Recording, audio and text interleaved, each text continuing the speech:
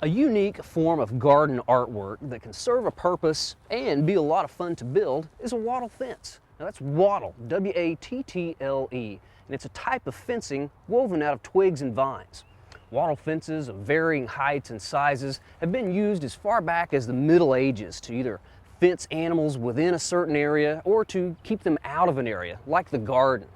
Well, this wattle fence that we're getting ready to build here is modeled after one that I saw at the Chelsea Flower Show in England several years ago, and it's not going to keep out a great deal of animals, but it will at least slow them down. Maybe slow down some of the rabbits that we have out here, or at least slow down the armadillos. They kind of keep their heads down as they root around, and maybe they won't want to put out the extra effort to try to climb over this and knock our plants out of the ground. But farmers and gardeners in the past have built wattle fences strong enough and high enough to even fence cattle. Sometimes wattle fences are used by the highway department and forestry services to help control erosions on steep slopes. They'll build little sections of the wattle fence on these areas that have been cut clear of vegetation, and they help stabilize that soil until the plants can regrow. But the best use of a wattle fence is as rustic garden ornament. It's sort of an English type design that we've got going here. I've seen gardeners use wattle fences to line their garden pathways to keep visitors from stepping into certain beds, and I've also seen them used to sort of separate different sections of small gardens, perhaps even herb gardens with some of those smaller herbs.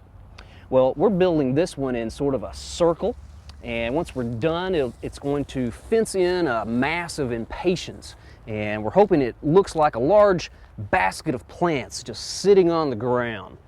Well, I'll demonstrate how we've been putting this one together with these bows, or these little saplings, and we've got a big stack of them in the back here that we've cut into uniform pieces. They're all about the same length and roughly the same size.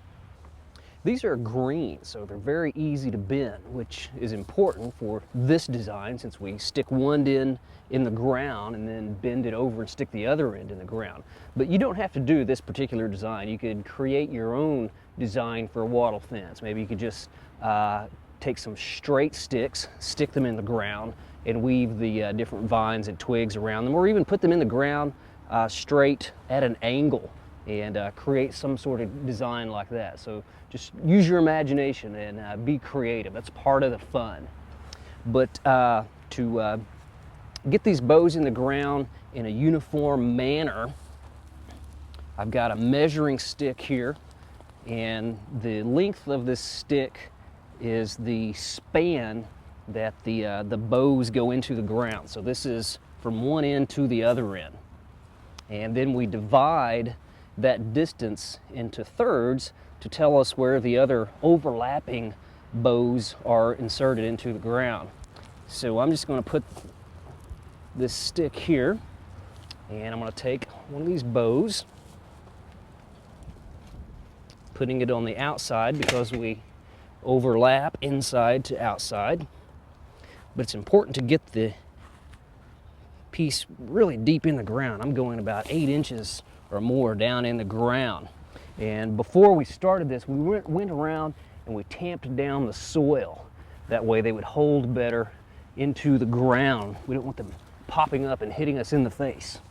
So I'm going to take my measuring stick, move it over, and now I know that this bow needs to go in the ground at that point. So these are much easier to bend since they are green. They are going to have some tension on them, so it is important to be careful. But I'll just keep pushing this into the ground until it's about the same height as the other bows. But again, it is important that the ground be firmed so they don't pop out of there. So there's going to be a little bit of tension on these, but once we get all the vines woven through, it does hold together quite well. Now the material we're using is just some mulberry suckers that were growing on a tree that I cut off, but you could use almost anything you have in your garden that you've been pruning. Anything will work. Bamboo, if you can gather enough of that will last a very long time. Something like this we could actually treat with a wood preservative and maybe get 5 or 6 years out of it. Several years ago when we built one of these, we didn't treat it at all, and we got about 3 years out of that wattle fence. So it really is a lot of fun, and you can get quite a bit of use out of those. Well, we are going to take some of our vines now and start weaving through here. And again, if you've just pruned your grapes or wisteria or honeysuckle, you can definitely get a lot of material.